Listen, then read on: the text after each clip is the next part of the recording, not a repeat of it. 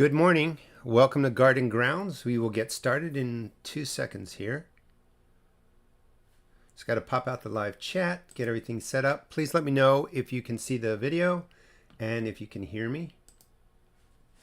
I've been known to forget to turn on a microphone.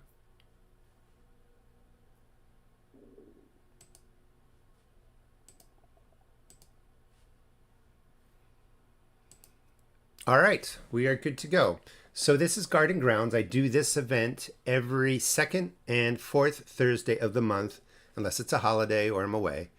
But these are all put into YouTube. If you're a member, if you subscribe, you will get notification that these are coming up. But it's a garden Q&A.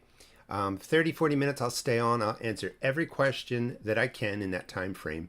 Make sure that you put in front of your question the words question in bold so that I can see it. In the chat, sometimes I lose track of things. If you notice I go by your question, feel free to put it back out there.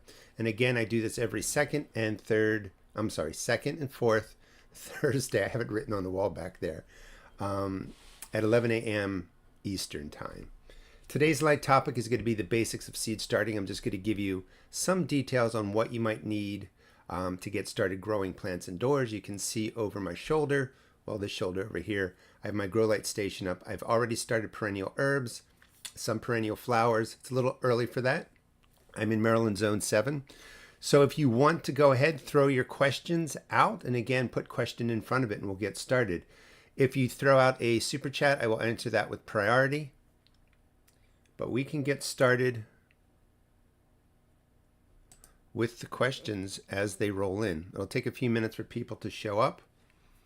I mean, as we're waiting, you can see out here, this is my garden. This is what all the YouTube videos come out of. Way out there on the left, I have a greenhouse. I have plants started in there. It's an unheated greenhouse.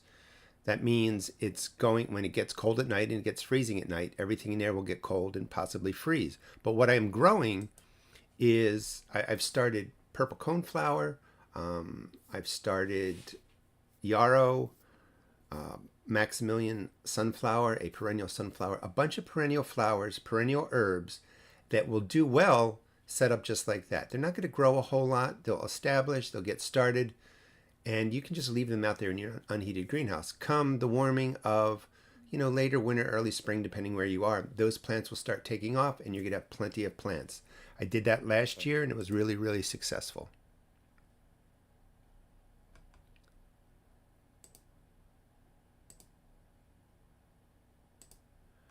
So I don't see any questions coming up in the chat. Let me just make sure it's working as it's supposed to work here.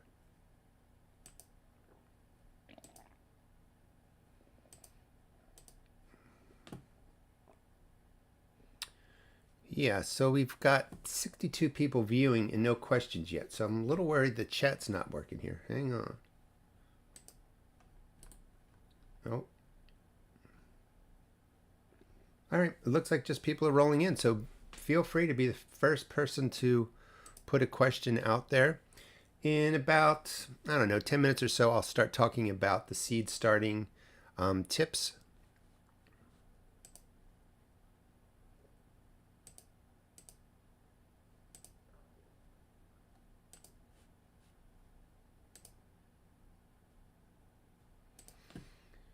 A little issue here with the chat.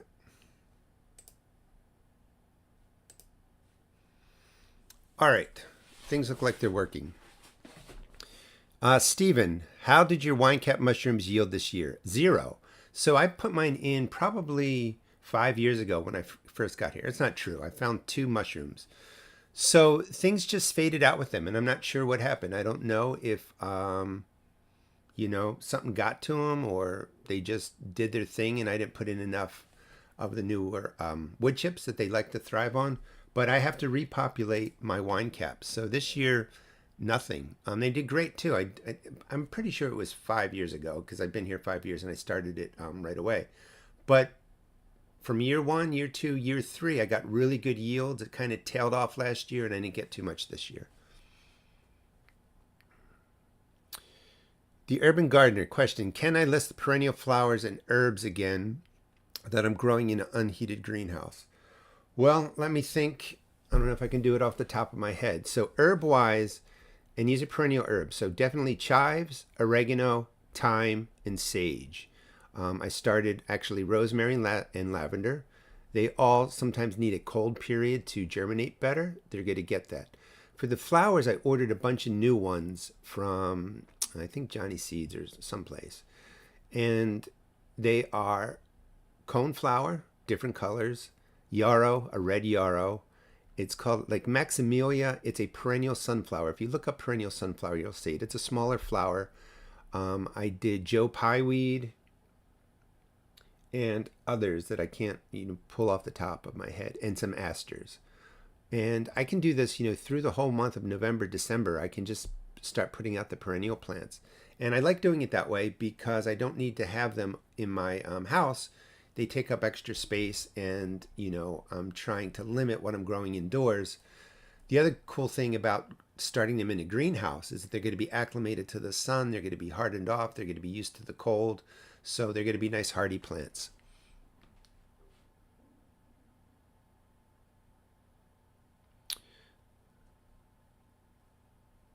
Gary, what is your best pollinating flower for cucumbers and zucchinis? Thank you, Anthony from Buckeye, Arizona. And sometimes I'll see the questions, but really make sure you put question in front so I don't skip over it.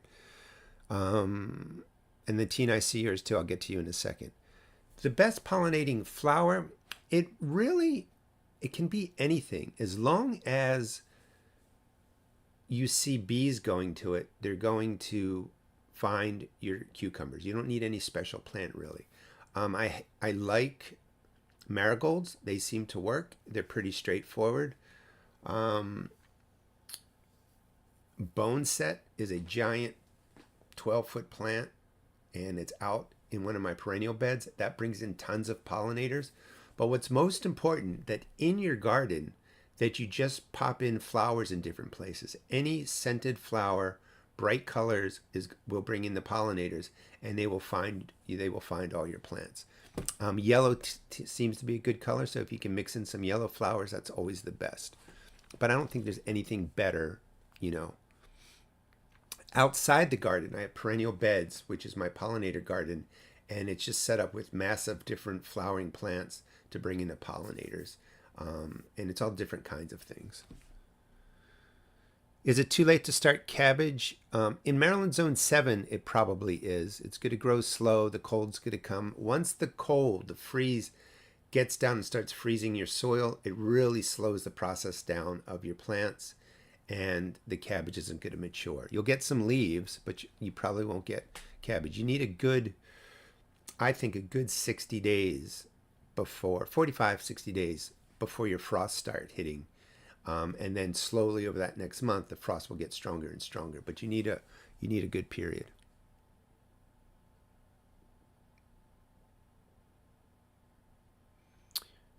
Virginian, can I plant American leek seeds in or outdoors now? So outdoors, in theory, you can. You can drop down onion seeds and leek seeds. I find, with the winter, sometimes they all don't germinate. I forget, where I put them. So mark well where you put them. I would put 2 seeds to a hole, thin them, if both come up. You can do that. They're not going to do a whole lot, but theoretically that does work. I've tried it before. It wasn't great success. Indoors, in like the greenhouse, an unheated greenhouse, you can certainly do it. And I think that's a great way to do it. And I would start them. This is a fig cutting. I would start them by just filling like a container like this with your seed starting mix. And I actually will sprinkle in 25, 50 leek seeds or onion seeds, and I grow them in here. And then when they're, about this tall, I break them up and then I plant them into the garden. I find that's the easiest way to do it, and it works really well. Indoors, because it's so warm, they're going to grow. And if you put them indoors now, November, they're going to grow November, December, January, February, maybe go out in March. That's way too long. You only want your onions growing inside about 8 weeks now is what I recommend. 8 weeks from seeds, 6 weeks or so from germination. So mine will probably go in sometime mid-January, and then I will try and get them outside in March. All right, give me a second here. Remember, put question in front of the question. I'll also be for um, future lives. And if people miss the live event, I'm going to be time stamping all the questions. So it's real easy for people to find the questions. And that'll happen the evening of, the live event. So tonight at some point, I'll put them out there. We did the cabbage. Jane, what soil mix do you plant your seeds in? So I make mine, and if you go to my channel and you just type in seed starting mix, you'll see it. Part of what I was going to talk about for the seed starting was if you're just getting started, maybe you don't want to have to buy all the ingredients to make it. It is cheaper that way. But Jiffy Mix I find is really effective. It's a good, price point. Works really well. So if you're just getting started and you're just doing a flat or two, 1 or 2 bags of Jiffy Mix works really well. I make mine and I always forget. It's a ratio. I used to do I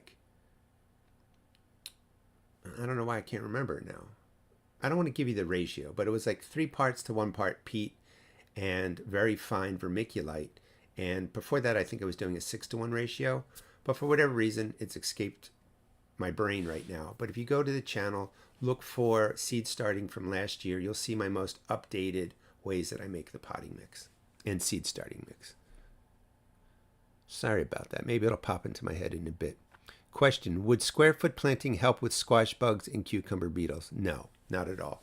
I wish that it would, Sherry. Squash bugs, cucumber beetles, they know how to get to the plants. Spacing isn't going to matter a whole lot.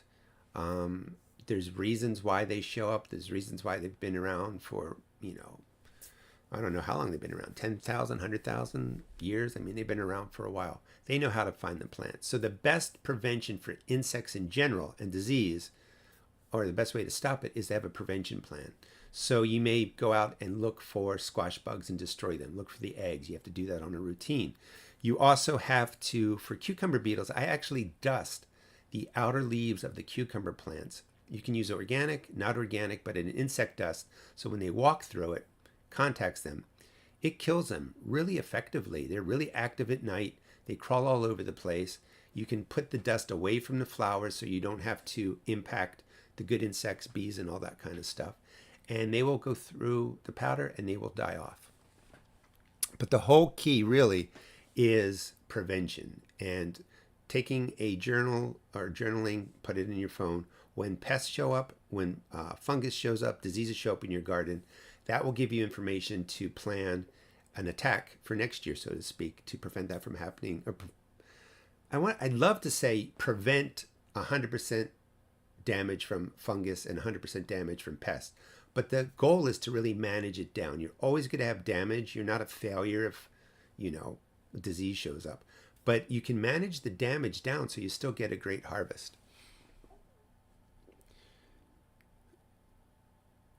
Darlene, what seeds can you direct sow in November? Really, it depends on where you're at. You can look at my videos on what to plant in October, and it's the same vegetables. Like there's no really new seeds. And the idea is that it's getting colder and colder and colder. The colder your ground gets, the slower the plants are going to grow. So you can grow the cool weather crops. Spinach does pretty well. Kale does pretty well when it starts getting even colder out. But it's really any of the cool weather crops can go in.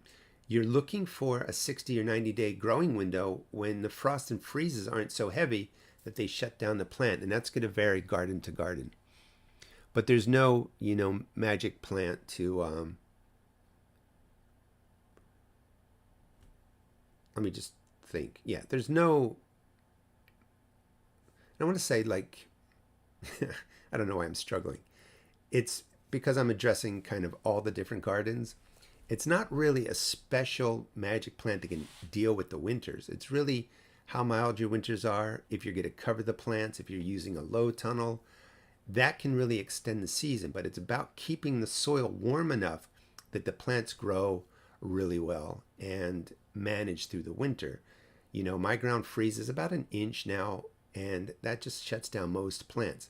The plants that will survive my winter not protected are kale and spinach.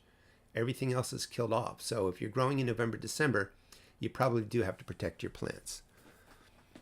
Stephen, any plans to do a tomato grow off with Kevin? Again, it's been a while. We did a tomato grow off, but I never have done, a grow off with Kevin. I've done it with other people. Maybe. I mean, I think, if other YouTubers and gardeners want to contact me, I would consider it. What's difficult is trying to keep it managed and updated and keep it going. It's kind of, I kind of, enjoy it. It's fun to do. But to really make it work, we just have to be really all on board so that we can give updates to people and people can join in. All right, let's see. Question, can we still plant fall crops, onion, garlic, etc. in Zone B? You can plant your garlic now. You can plant garlic in Zone B really probably into December, as long as you can get it into the soil 2 inches down. Just did videos on that. Doing a video that's going to come out, and if you watch my garlic videos, you've already seen it, but just the no frills way to plant grocery store garlic in containers. And basically you just buy it, you press it down 2 inches, loose soil, water it in, you let it go. You don't even need to feed it really. You can do all the feeding in the spring and stuff like that. One of the series that I'm trying to do for 2025 is really focusing on budget gardening and gardening for new gardeners, and trying to take away some of the stuff we do. Once you're gardening for a while, it becomes easier and easier.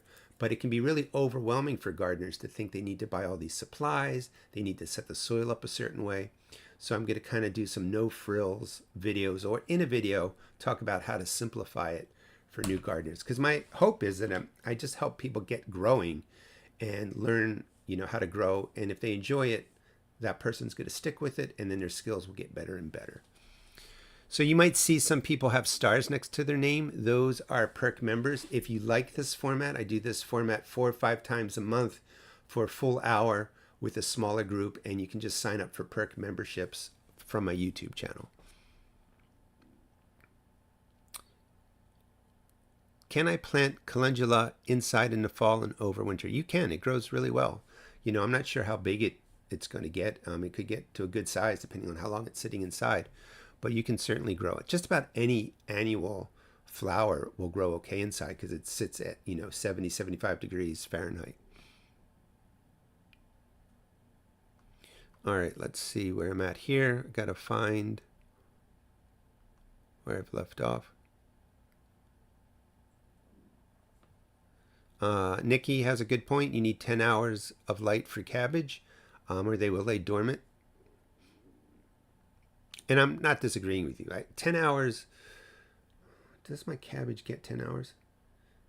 Yeah, I mean, I would agree with that. I don't know if it needs a full 10 hours, but it's going to need a solid 8 to 10 hours. I guess to head, and I've never paid a lot of attention to it because I guess I was always growing and not, putting it in later. But that would make sense. So I've learned something. Carolyn, who is a perk member, my raised beds have rotted out after 4 years. How about is pressure treated? Any suggestions to have them last longer? So I love pressure treated wood. Pressure treated wood like 30, 40 years ago was arsenic. And that was a problem. And it was a problem when people would walk on it, their feet would walk on it. You couldn't get that wood cut inside of Lowe's or Home Depot or a lumberyard because of the arsenic dust in the wood. They changed it over to copper years and years and years ago. I only use pressure treated wood because it's expensive to keep replacing it. There is truth, stuff leaches, but the leaching from the copper or the leaching from the wood, the copper will only travel so far. The quantity, I've done lots of research on this, you can, trust me or not, is very minimal. Copper is part of what we take into our diet. You don't want to get it from, you don't want it in a form from the lumber. But in order for copper to get to a level that it's harmful to us by ingesting plants, the plants will be killed off way before they get to that level. So if there was a massive amounts of copper leaching into the soil, the plants actually wouldn't grow and they would die off. Some of the things you can do is just plant 6 inches away from the edge of the wood if you're concerned. You can build it out of pressure treated wood. You can line the inside of it with certain things, whatever you want. I don't want to give you something that you might consider toxic, but you can line the inside. You can do lots of different things, but I would recommend pressure treated wood. It's going to save you money. Or I would go over to metal raised beds. All right, so before we move along, let me just talk a little bit about seed starting. So seed starting indoors is not as hard as you might think. And it's really, I think, fun to do because you can start it in January, February. Maybe you've got the garden blues. You want to be outside. It's too cold. So the first things you need, and I have tons of videos on this. Just go to my channel and look up seed starting. In January, I pretty much start my vlog over again from the beginning and, go through seed starting. So the first thing you need is a light. And I am talking about a light like this. Let me see if I can get it on here. This is just a shop light. It comes in lumens rating, LUMENs. You can see it's 10,000 lumens. That brightness is outstanding. These are LED lights. They're really inexpensive to run. I mean, seriously, like, pennies a day. Maybe a couple bucks a month. It's not expensive to run these lights. These lights actually come with 4 bulbs. I hang this on a shelf. It's a 4-foot long shelf, maybe 2 feet wide, and I can fit 2 flats. I'll show you the flats in a second under it long ways.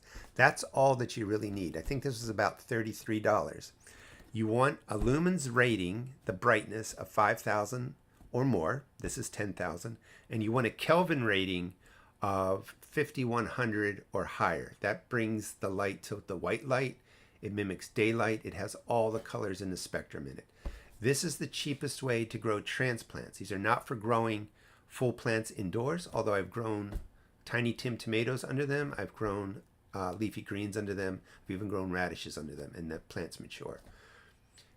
Some people get really mad at me and say lumens are for humans and the par value is for plants. Par value is, I forget, it's the yellow-red color, I believe, of the light spectrum. These are shop lights. These are not specialized grow lights. You can focus more on the par value. They're usually dimmer. They've got that, red-yellow tone to it. They work amazingly well, but they're 2, 3, 4 times more expensive, and they're usually smaller. So par value is more for buying a grow light system. The plants will do better. They are stockier. However, I've been doing this for 20 years. These work. My transplants are wonderful.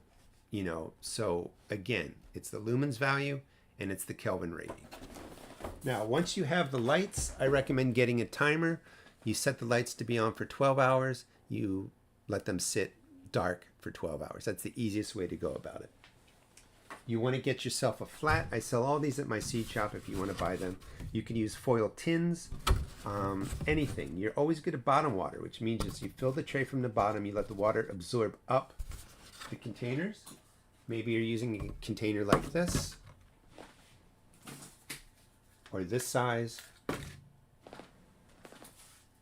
or the standard 6 this size. And they all just sit in a tray, fill them with starting mix, and you plant.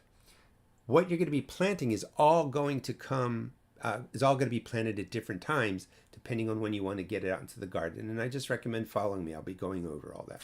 Just some quick tips. If you start tomatoes in something like this, you're going to have to pot them up. If you start them in a larger cell like this, they can probably stay in here. If you start a tomato or pepper in something this size, then you don't even have to pot them up. And the idea is just thinking about, if you only need 6 tomato plants, go ahead and grow them in here. There's no point in doing like 8 of these and having 48 tomato plants and then not having space for them. So you want to think about what you're growing, how many plants you need, and the bigger the containers, less often do you have to pot them up into something larger, and the plants are going to do better. They're going to get larger because they have a larger root system, and you're going to have to water a little bit less. But this is all you need to grow anything you want indoors. And what's fun about it is you can order any seed from online. And there's seeds and variety. Well, they're varieties that you're not going to find at the big box stores. So it opens up your world to so many different kinds of peppers, tomatoes, and other vegetable plants. All right. So that was my quick rundown for starting seeds indoors. Oh, we're at 11:25 already. So I'm going to go to 11:40 and then we will be done. Let me find out where I left off here.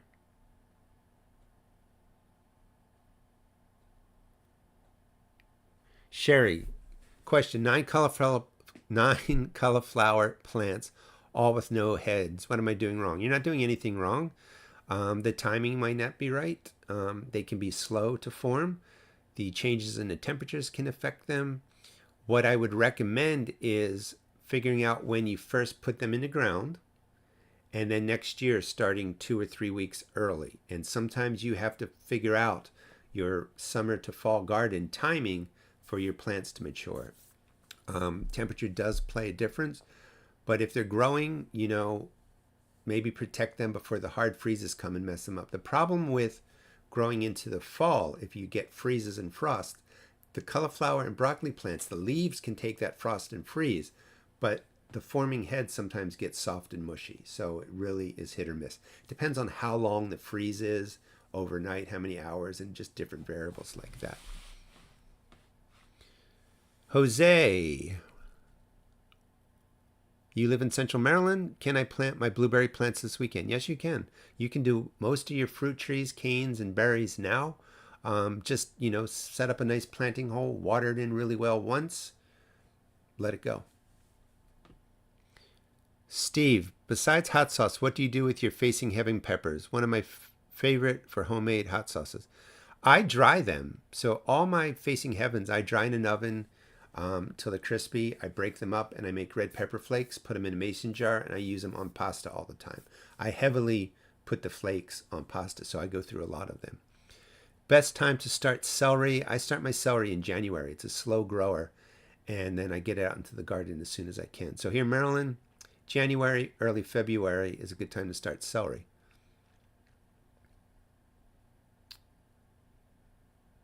Trying to find where I've left off here. Nikki, if I want to grow herbs indoors, should I still use seed starters or put them directly into the container? It depends on how much room you have. So where did I put that flat? If you have minimal room under your grow lights, you're going to have to grow them in, the seed starting cell. I think that's what you're asking. If they're going to go into a container like that, a bigger container, you could put them in there. If you're talking about them going into the permanent container, that probably is bigger. You could do that, but let me just read your question again. Okay, you did say indoors. So indoors, you don't want to get much larger than this. And then when they get to size and they get bigger, then you would transplant them out into the larger permanent containers outdoors. Or you would put them into the ground. But the size of the container is really based on how much space you have, how much you're growing, and if you can keep them under the lights. No plans really for mushroom production. Sometimes I buy mushroom kits and I do them indoors, but next year, early spring, probably not this winter, but I am going to up my wine cap mushrooms because they stopped producing. So I have to go back out and put them back out into the garden. Do I need to prevent surface mold growth on my seedlings or just water less? Mold and algae. Algae's green. It's a little bit different. If the top stays damp all the time, you grow more. You can't really prevent it except by letting the tops dry. The seed starting mix will always dry on the top first and the moisture stays underneath. So letting the tops dry for a couple of days still means moisture is in there, but it helps prevent mold and fungal growth. Algae tends to just show up depending on what's in your water. The lights are bright, algae shows up. Julie, I used organic insecticide dust last year, spinosad, that worked well, but didn't get it started until the beetles were numerous. When do you start preventative dusting? I can't remember, but because I use it on the outside of the leaves, it's pretty early. Not May, probably sometime middle of June or as soon as I see one. But you're really always looking. As soon as you see one pest that you don't want, start your prevention, and that will make all the difference.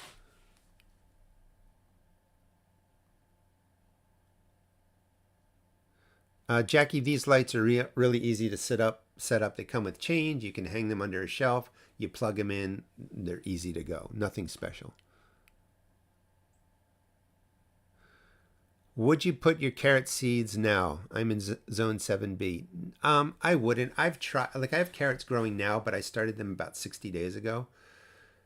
You can go ahead and do that, and they do okay. But I didn't find a great benefit of putting seeds in now when the temperatures are really starting to drop, and then just seeding them really early in March here in Maryland. All right, 2 perk member questions, and we're going to finish up in 9 minutes. Sorry I can't get to everyone's question. Have you planted garlic this late in the season since our weather has been warm? I just planted some more garlic this weekend. You can keep planting garlic. Really? I mean, until the ground is too frozen to work it, but you can put it in still. Nikki, how do you protect mushroom beds over the winter? Mine are in milk crates with aspen bedding. Most mushrooms can actually, the mycelium and all that can freeze, and it's fine. So it's not the cold. And I talked to North Spore. They said it's not the cold, it's the moisture. So it just has to stay moist, let it go, and the mushrooms should survive.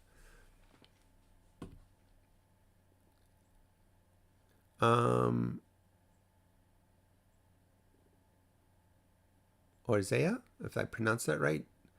You just joined. Did Gary talk about what kind of lights to buy? I did. I'll show them to you again. These are shop lights, 10,000 lumens. You want 5,000 lumens or higher. You want Kelvin rating. The Kelvin rating, Kelvin, is brightness. You want it to be 5100 or higher. These are 4 bulbs. 1, 2, 3, 4 LED lights. Got these at Walmart, by the way. I didn't tell everybody that. I don't have a link for this, but I got them at Walmart, and they were about $33. And this is all you need, shop light wise, to grow seed starts. And under that light, if you put it flat like this on one side, and then on the other side, the light covers this whole area. It's perfect. Nice even coverage, so 2 flats get light coverage, pretty well. You can also then turn them this way, and you can put in 4 flats. But every other day, you've got to kind of rotate the flat so that the light gets to everything. But that light will definitely handle 2 flats, up to 4 flats. And then to watch the live from the beginning, you're just good at, hit play usually, and you can watch it. Or when it's done, you can rewatch it. Let's see.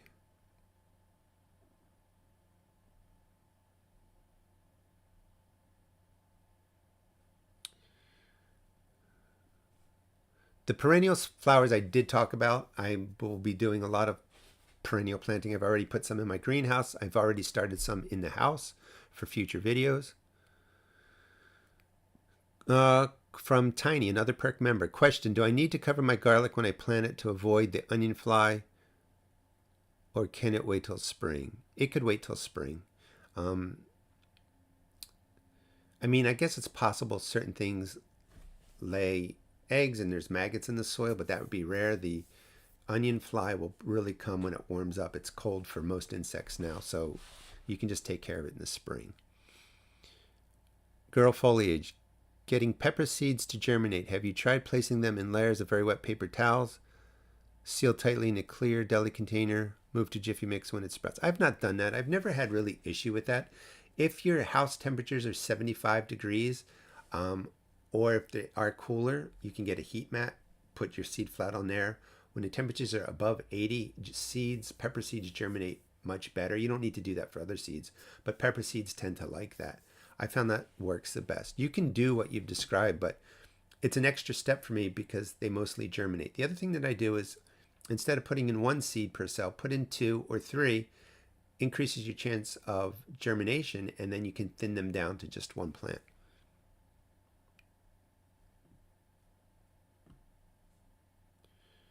Brittany, I'm having problems with grubs. Every time I maneuver the soil, I see them. pest control suggestions. Also, can I compost Amazon boxes without fearing toxic, without them, bringing toxicity to the soil? You can. Brown boxes with flat print, like, not shiny, glossy printing, tend to be safe. I mean, I can't say 100%, but I compost them all the time. Grubs are not all a problem. So I have grubs everywhere. I just leave them. I don't even worry about them. If I'm digging and I see them, I'll pick some up and throw them out so birds get to them. But just because it's a grub doesn't mean it's harmful to your plants. And no, you can't really do anything unless you poison the soil with insect stuff, which I think would be a problem. And it's no guarantee it's going to work. You can try like a neem oil drench. That's mixing 2 or 3 tablespoons of neem oil in a gallon of water with soap, pouring it in, and the neem oil can impact the development of insects. But it's a lot of work, and I just found, I let the grubs go. All right, 4 minutes left. Question, I'm in zone 7A, Virginia. When can I put plants in a non-heated greenhouse over winter? Thank you. When can I put plants in a non-heated? So I talked earlier in the video, if you weren't here earlier, I've started my herbs and perennial flowers. They can go in a non-heated greenhouse now. I put them in as seeds, and I'm going to let them just, flutter along for the winter, and they'll take off. If you're trying to grow something that can't take a freeze or frost, an unheated greenhouse can't be used until there's no frost left in your weather in your area. So that would be later. A greenhouse matches pretty much the same temperature as the nighttime temperatures. So during the day, it's much hotter because you got sunshine. The sun gets sealed in there. Everything's beautiful. When the temperatures drop, the internal temperature of the greenhouse usually matches the outdoor temperature. So if you can't have plants in there that are sensitive to frost, you can't. You basically have to wait till spring. Hardy hibiscus die off. The upper growth usually dies off, and then it usually regrows. There are some hardy hibiscus that some of the plants, the woody stems, stay alive and they keep growing. So it just depends on your variety. But a hardy hibiscus can die back to the root level. I have plants that do that here in Maryland, and then I have hardy hibiscus that continue to grow, and then those branches basically do fine, and those plants are getting bigger and bigger. But it depends on the variety. I'm in Michigan, 6B. What are your thoughts on starting intermediate day onion seeds now to grow on? If you're growing them, if you're seeding them, that works. I was talking about that a little bit earlier. I haven't had great success in seeding them now outdoors. But if you were to start them indoors for transplants, it's too early for that. It's going to mess up the cycle. The other thing, just a quick side note, because we're just about out of time, is when you have onions growing indoors and you have your lights on 10 or 12 hours, the onions are starting to get confused that they're getting that 10 or 12 hours of sunlight. So they might want to start forming, bulbs. Now, they're not going to get huge, of course. But if you leave your onions inside too long, like you're letting them stay 12 weeks, 14 weeks before you get them outside, I found that it does mess up the routine. So you want, and this is what I do nowadays now years, I guess, for the last 2 years, is once they germinate, I'm keeping my onions indoors only 6 or 8 weeks, and then I'm getting them outside sooner.